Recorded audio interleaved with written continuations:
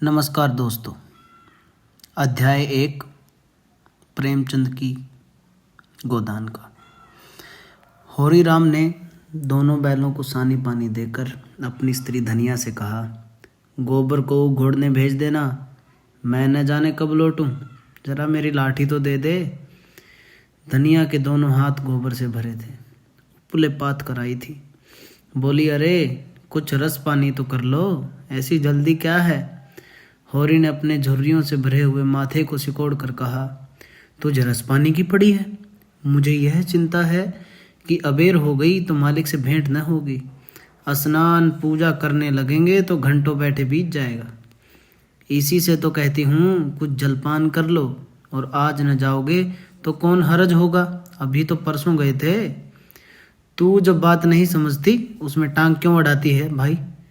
मेरी लाठी दे दे और अपना काम देख। यह इसी मिलते जुलते रहने का प्रसाद है कि अब तक जान बची हुई है। नहीं कहीं पता न लगता कि किधर गए। गांव में इतने आदमी तो हैं, किस पर बेदखली नहीं आई, किस पर कुड़की नहीं आई। जब दूसरे के पांव तले अपनी गर्दन दबी हुई है तो उन पांवों को सहलाने में ही कुशल है। धनिया इतनी व्यवहार कुशल न थी। उसका विचार था कि हमने जमींदार के खेत जोते हैं तो वह अपना लगान ही तो लेगा। उसकी खुशामद क्यों करें, उसके तलवे क्यों सहलाएं। यद्यपि अपने विवाहित जीवन के इन 20 वर्षों में उसे अच्छी तरह अनुभव हो गया था कि चाहे कितनी ही कदर ब्योंत करो, कितना ही पेट तन काटो, चाहे एक एक कोड़ी को दांत से पकड़ो, मगर लगान का बेबाक होना मुश्किल है। फिर भी वह हार न मानती थी और इस विषय पर स्त्री पुरुष में आए दिन संग्राम छिड़ा रहता था। उसको 6 संतानों में अब केवल 3 जिंदा हैं। एक लड़का गोबर कोई 16 साल का है और 2 लड़कियां सोना और रूपा 12 और 8 साल की। 3 लड़के बचपन में ही मर गए। उसका मन आज भी कहता था अगर उनकी दवा दवाई होती तो वे बच जाते, पर वह एक धेले की दवा भी न मंगवा सकी थी। उसकी ही उम्र भी क्या थी, 36वां ही साल तो था, पर सारे बाल पक गए थे, चेहरे पर झुर्रियां पड़ गई थी, सारी देह ढल गई थी। वह सुंदर गेहुआ रंग संवला गया था और आंखों में भी कम सूझने लगा था। पेट की चिंता ही के कारण तो कभी तो जीवन का सुख न मिला। इस चिरस्थायी जीर्णावस्था ने उसके आत्मसम्मान को उदासीनता का रूप दे दिया था। जिस गृहस्थी में पेट की रोटियां भी न मिलें उसके लिए इतनी खुशामद क्यों। इस परिस्थिति में उसका मन बराबर विद्रोह किया करता था और 2-4 गुड़कियां खा लेने पर ही उसे यथार्थ का ज्ञान होता था। उसने परास्त होकर होरी की लाठी, मिर्जई, जूते, पगड़ी और तंबाकू का बटुआ लाकर सामने पटक दिया। होरी ने उसकी ओर आंखें तरेर कर कहा, क्या ससुराल जाना है जो 5 पोशाक लाई है। ससुराल में भी तो कोई जवान साली सलहज नहीं बैठी है जिसे जाकर दिखाऊं। होरी के गहरे सांवले पिचके हुए चेहरे पर मुस्कुराहट की मृदुता झलक पड़ी। धनिया ने लजाते हुए कहा, ऐसे ही बड़े सजीले जवान हो कि साली सलहजे तुम्हें देख कर रीझ जाएंगी। होरी ने फटी हुई मिर्जई को बड़ी सावधानी से तह करके खाट पर रखते हुए कहा, तो क्या तू समझती है मैं बूढ़ा हो गया। अभी तो 40 भी नहीं हुए। मर्द 60 पर पाठे होते हैं। जाकर शीशे में मुंह देखो। तुम जैसे मर्द 60 पर पाठे नहीं होते। दूध व्यंजन लगाने तक को तो मिलता नहीं, पाठे होंगे। तुम्हारी दशा देख देख कर तो मैं और भी सूख जाती हूँ कि भगवान यह बुढ़ापा कैसे कटेगा, किसके द्वार पर भीख मांगेंगे। होरी की वह क्षण मृदुता यथार्थ की इस आंच में झुलस गई। लकड़ी संभालता हुआ बोला, 60 तक पहुँचने की नौबत न आने पाए धनिया, इसके पहले ही चल देंगे। धनिया ने तिरस्कार कहा, अच्छा रहने दो मत, अशुभ मुँह से निकालो। तुमसे कोई अच्छी बात भी कहे तो लगते हो कोसने। होरी कंधे पर लाठी रखकर घर से निकला तो धनिया द्वार पर खड़ी उसे देर तक देखती रही। उसके इस निराशा भरे शब्दों ने धनिया के चोट खाए हुए हृदय में आतंक में कंपन सा डाल दिया था। वह जैसे अपने नारीत्व के संपूर्ण तप और व्रत से अपने पति को अभयदान दे रही थी। उसके अंतःकरण में जैसे आशीर्वादों का व्यूह सा निकल कर होरी को अपने अंदर छिपाए लेता था। विपन्नता के इस अथाह सागर में सुहाग ही वह तृण था जिसे पकड़े हुए वह सागर को पार कर रही थी। इन असंगत शब्दों ने यथार्थ के निकट होने पर भी मानो झटका देकर उसके हाथ से वह तिनके का सहारा छीन लेना चाहा, बल्कि यथार्थ के निकट होने के कारण उन्हें इतनी वेदना शक्ति आ गई थी। काना कहने में काने को जो दुख होता है वह क्या दो आंखों वाले आदमी को हो सकता है। होरी कदम बढ़ाए चला जाता था। पगडंडी के दोनों ओर ऊख के पौधों की लहराती हुई हरियाली देख उसके मन ने कहा, भगवान कहीं गांव से बरखा कर दे और डांडी भी सुभीते से रहे तो एक गाय जरूर लेगा। देसी गायें तो न दूध दें न उनके बछवे ही किसी काम के हों। बहुत हुआ तो तेली के कोलू में चले, नहीं वह पछाई गाय लेगा, उसकी खूब सेवा करेगा। कुछ नहीं तो 4-5 सेर दूध होगा। गोबर दूध के लिए तरस तरस रह जाता है। इस उम्र में न खाया पिया तो फिर कब खाएगा। साल भर भी दूध पी ले तो देखने लायक हो जाए। बछवे भी अच्छे बैल निकलेंगे। 200 से कम की गोई न होगी। फिर गऊ से ही तो द्वार की शोभा है। सवेरे सवेरे गऊ के दर्शन हो जाएं तो क्या कहना। न जाने कब यह साध पूरी होगी, कब वह शुभ दिन आएगा। हर एक गृहस्थ की भांति होरी के मन में भी गऊ की लालसा चिरकाल से संचित चली आती थी। यही उसके जीवन का सबसे बड़ा सौपन, सबसे बड़ी साध थी। बैंक के सूद से चयन करने या जमीन खरीदने या महल बनवाने की विशाल आकांक्षाएं उसके नन्हे से हृदय में कैसे समाती। जेठ का सूर्य आमों के झुरमुट से निकलकर आकाश पर छाई हुई लालिमा को अपने रजत प्रताप से तेज प्रदान करता हुआ ऊपर चढ़ रहा था और हवा में गर्मी आने लगी थी। दोनों ओर खेतों में काम करने वाले किसान उसे देखकर राम राम करते और सम्मान भाव से चिलम पीने का निमंत्रण देते थे। पर होरी को इतना अवकाश कहाँ था। उसके अंदर बैठी हुई सम्मान लालसा ऐसा आदर पाकर उसके सुख मुख पर गर्व की झलक पैदा कर रही थी। मालिकों से मिलते जुलते रहने की ही तो यह प्रसाद है कि सब उसका आदर करते हैं, नहीं उसे कौन पूछता। 5 बीघे के किसान की बिसात ही क्या। यह कम आदर नहीं है कि 3-3, 4-4 हल वाले महतो भी उसके सामने सिर झुकाते हैं। अब वह खेतों के बीच की पगडंडी छोड़कर एक खलेटी में आ गया था, जहां बरसात में पानी भर जाने के कारण तरी रहती थी और जेठ में कुछ हरियाली नजर आती थी। आसपास के गांवों की गऊएं यहाँ चरने आया करती थी। उस उमस में भी यहाँ की हवा में कुछ ताजगी और ठंडक थी। होरी ने 2-3 सांसें और जोर से ली। उसके जी में जी आया, कुछ देर यहीं बैठ जाएं। दिन भर तो लू लपेट में मरना ही है। कई किसान इस गड्ढे का पट्टा लिखाने को तैयार थे, अच्छी रकम देते थे, पर ईश्वर भला करे राय साहब का कि उन्होंने साफ कह दिया यह जमीन जानवरों की चराई के लिए छोड़ दी गई है और किसी दाम पर भी न उठाई जाएगी। कोई स्वार्थी जमींदार होता तो कहता गायें जाएं भाड़ में, हमें रुपए मिलते हैं तो क्यों छोड़े। पर राय साहब अभी तक पुरानी मर्यादा निभाते आते हैं। जो मालिक प्रजा को न पाले वह भी कोई आदमी है। सहसा उसने देखा भोला अपनी गाय लिए उसकी तरफ चला आ रहा था। भोला इसी गांव से मिले हुए पूर्वे का ग्वाला था और दूध मक्खन का व्यवसाय करता था। अच्छा दाम मिल जाने पर कभी कभी किसानों के हाथ गायें बेच भी देता था। होरी का मन उन गायों को देखकर ललचा गया। अगर भोला वह आगे वाली गाय उसे दे तो क्या कहना, रुपए आगे पीछे देता रहेगा। वह जानता था घर में रुपए नहीं हैं, अभी तक लगान नहीं चुकाया जा सका, विशेषर शाह का देना भी बाकी है जिस पर आने रुपए का सूद चढ़ रहा है। लेकिन दरिद्रता में जो एक प्रकार की अदूरदर्शिता होती है वह निर्लज्जता जो तगाजे गाली और मार में भी भयभीत नहीं होती। उसने उसे प्रोत्साहित किया। बरसों से जो साध मन को आंदोलित कर रही थी उसने उसे विचलित कर दिया। भोला के समीप जाकर बोला, राम राम भोला भाई, कहो क्या रंग ढंग है, सुना अब की मेले से नई गाय लाए हो। भोला ने रुखाई से जवाब दिया। होरी के मन की बात उसने ताड़ ली थी। हाँ, 2 बछिए और 2 गायें लाया। पहले वाली गायें सब सूख गई थी, बंदी पर दूध न पहुंचे तो गुजर कैसे हो। होरी ने आगे वाली गाय के पुट्टे पर हाथ रखकर कहा, दुधार तो मालूम होती है, कितने में ली। भोला ने शान जमाई, अब की बाजार तेज राह में है तो इसके 80 रुपए देने पड़े। आंखें निकल गई। 30-30 रुपए तो दोनों कलोरों के दिए। 30 पर गाहक रुपए का 8 सेर दूध मांगता है। बड़ा भारी कलेजा है तुम लोगों का भाई, लेकिन फिर लाए भी तो वह माल कि यहाँ 10-5 गाँव में तो किसी के पास निकलेगी नहीं। भोला पर नशा चढ़ने लगा। बोला, राय साहब इसके 100 रुपये देते थे, दोनों कलोरों के 50-50 रुपये, लेकिन हमने नहीं लिए। भगवान ने चाहा तो 100 रुपये इसी बयान पे पीट लूँगा। इसमें क्या संदेह है भाई, मालिक क्या खा के लेंगे, नजराने में मिल जाए तो भले ले ले। यह तुम ही लोगों का गुर्दा है कि अंजुली भर रुपए तकदीर के भरोसे गिन देते हो। यही जी चाहता है कि इसके दर्शन करता रहूं।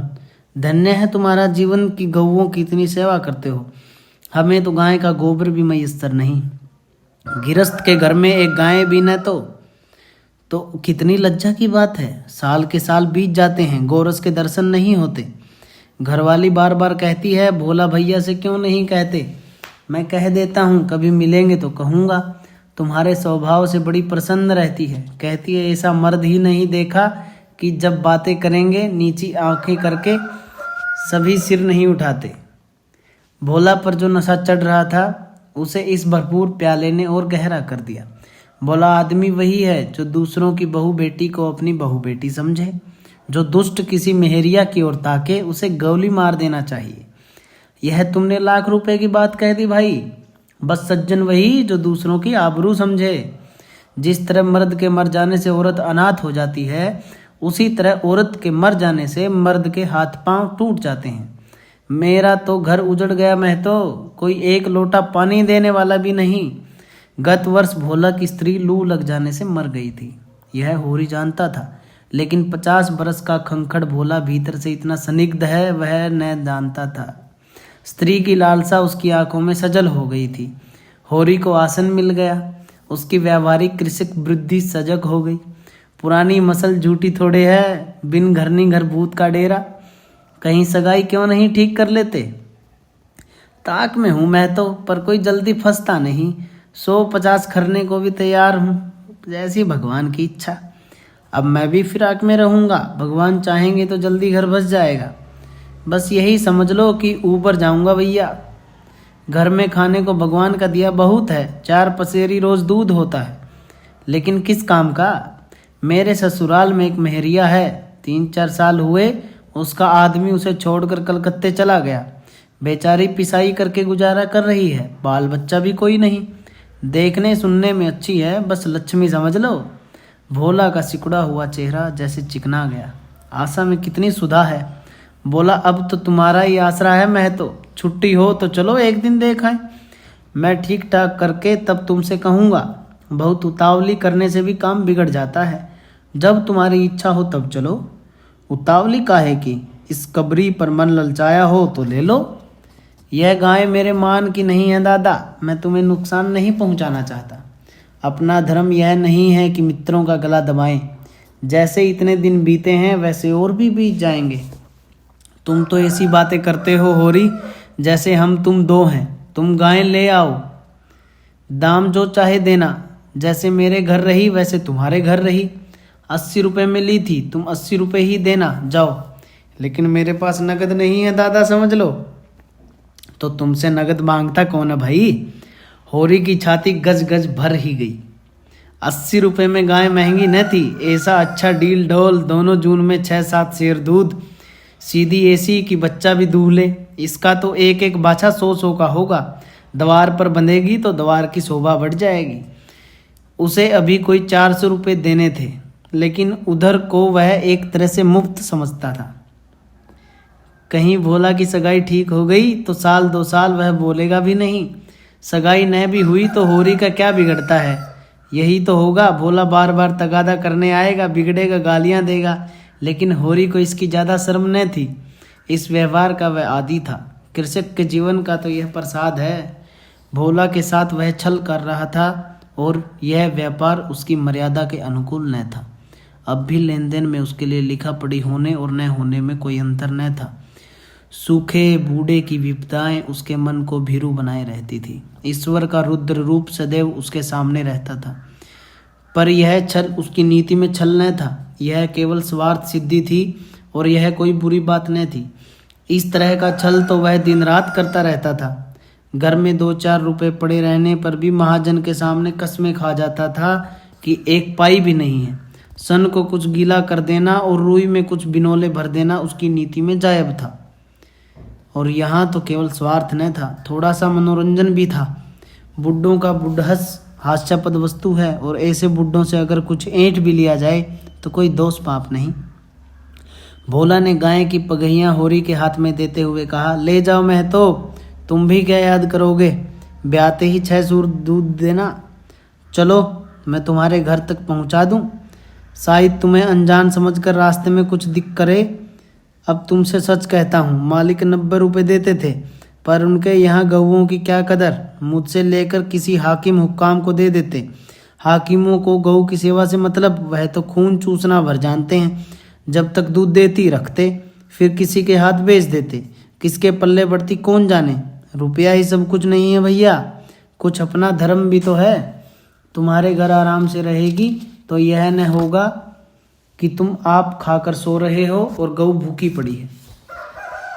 उसकी सेवा करोगे, प्यार करोगे, चुमकारोगे, गऊ हमें आशीर्वाद देगी। तुमसे क्या कहूँ भैया, घर में चंगुल भर भी भूसा नहीं रहा। रुपए सब बाजार में निकल गए। सोचा था महाजन से कुछ लेकर भूसा ले लेंगे, लेकिन महाजन का पहला ही नहीं चुका। उसने इनकार कर दिया। इतने जानवरों को क्या खिलाएं, यही चिंता मारे डालती है। चुटकी चुटकी भर खिलाऊं तो मन भर रोज का खर्च है, भगवान ही पार लगाएंगे तो लगे।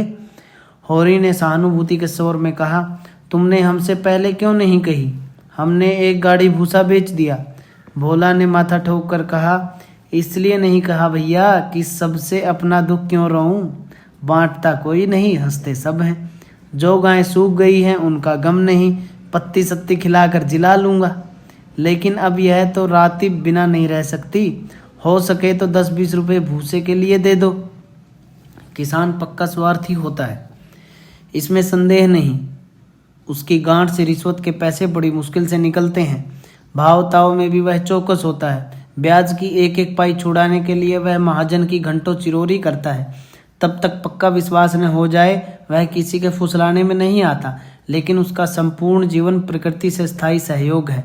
वृक्षों में फल लगते हैं, उन्हें जनता खाती है। खेती में अनाज होता है, वह संसार के काम आता है। गाय के थन में दूध होता है, वह खुद पीने नहीं जाती, दूसरे ही पीते हैं। मेघों से वर्षा होती है, उससे पृथ्वी तृप्त होती है। ऐसी संगति में कुत्सित स्वार्थ के लिए कहाँ स्थान। होरी किसान था और किसी के जलते हुए घर में हाथ सेकना उसने सीखा ही न था। भोला की संकट कथा सुनते ही उसकी मनोवृत्ति बदल गई।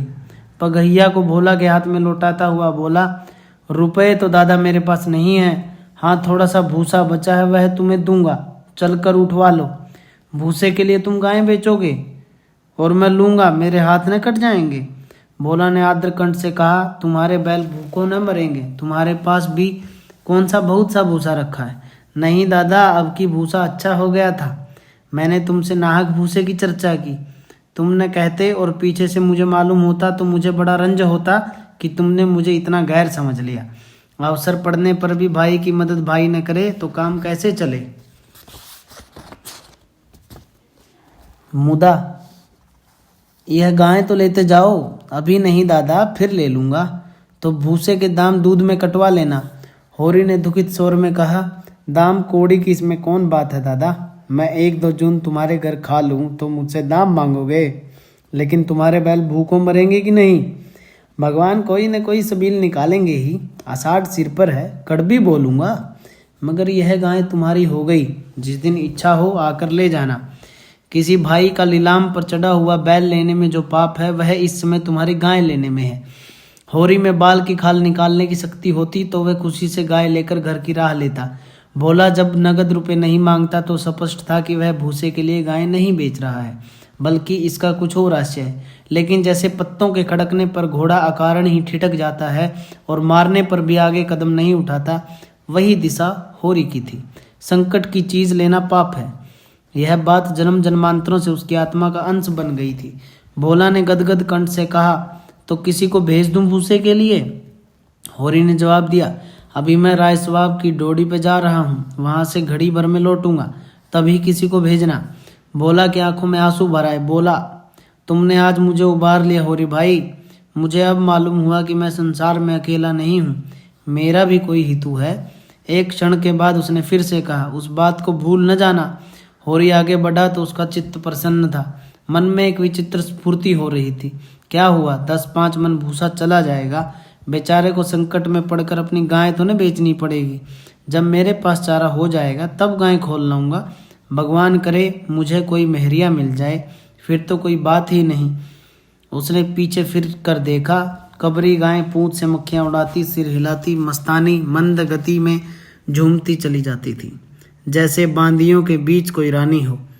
कैसा शुभ दिन होगा वह, जब यह कामधेनु उसके द्वार पर बंधेगी।